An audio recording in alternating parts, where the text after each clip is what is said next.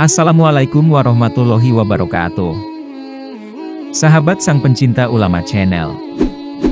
Setiap yang bernyawa, pasti akan merasakan kematian. Tetapi, mati dengan cara bagaimana, itu tergantung kebiasaan yang dilakukan diri kita sendiri semasa hidup di dunia. Pada dasarnya, kehidupan di dunia ini hanyalah persinggahan sementara, sebelum menuju sesuatu tempat yang kekal, yang bernama akhirat. Akan tetapi, banyak dari manusia yang terlena dengan gemerlapnya keindahan dunia. Sehingga, banyak dari manusia yang cinta dunia, akan tetapi, mereka takut pada kematian. Sebagai orang mukmin, kita sudah diberikan rambu-rambu oleh Allah Subhanahu wa Ta'ala agar tidak terjerumus ke dalam gemerlapnya keindahan dunia, tetapi, harus juga mempersiapkan bekal untuk kehidupan di akhirat nanti. Lalu, apa saja penyebab orang meninggal ingin kembali ke dunia? Simak ulasannya dengan menyimak video ini hingga selesai. Namun, sebelum lanjut, agar channel ini bisa menjadi lebih berkembang lagi, dalam menebar kemanfaatan dan juga kebaikan, dengan kerendahan hati, saya ingin mengajak Anda untuk terus mendukung channel ini dengan cara, tekan tombol like, subscribe dan aktifkan notifikasinya, serta berkomentarlah dengan bijak. Terima kasih. Sahabat sang pencinta ulama channel, Allah Subhanahu wa Ta'ala berfirman di dalam Al-Quran. Dan belanjakanlah sebagian dari apa yang telah kamu berikan kepadamu, sebelum datang kematian kepada salah seorang di antara kamu. Lalu, ia berkata, Ya Tuhanku, mengapa engkau tidak menangguhkan kematianku sampai waktu yang dekat, yang menyebabkan aku dapat bersedekah, dan aku termasuk orang-orang yang saleh. Quran Surat Al-Munafikun ayat 10. Oleh karena itu, persiapkan diri kita masing-masing, agar tidak menyesal setelah nanti berada di alam kubur. Karena sesungguhnya, kelak di alam kubur, ada orang-orang yang mengalami penyesalan dan ingin dikembalikan ke dunia. 1. Ingin sholat sunnah 2 rakaat.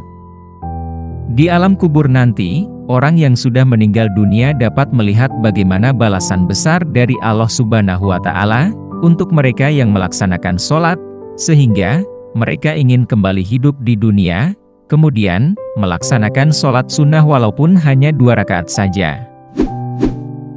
2. Ingin rajin bersedekah. Di antara orang-orang yang meninggal dunia, mereka mengalami penyesalan karena semasa hidupnya mereka tidak pernah bersedekah. Mereka berangan-angan untuk dihidupkan kembali agar bisa mengeluarkan sedekah dan menjadi orang yang soleh.